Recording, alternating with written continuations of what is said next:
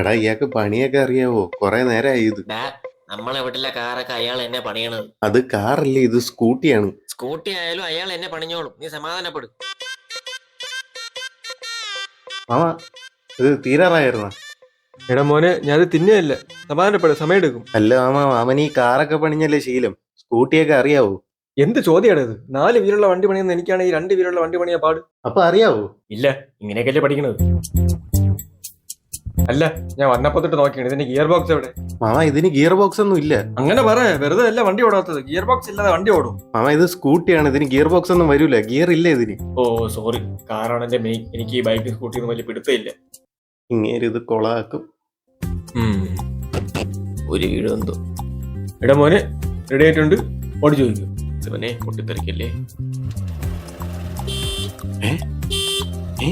ഇതെന്തോടെ accelerator കൊടുക്കുമ്പോ horn അടിക്കണ? എവിടെ നോക്കട്ടെ. ഓഹോ, അങ്ങനെ വരാൻ വഴിയില്ലല്ലോ. നീ ആ ഹോൺ അടിച്ചു ചോദിക്കണം. എടാ മോനെ, വല്ലതും പറ്റിയാ?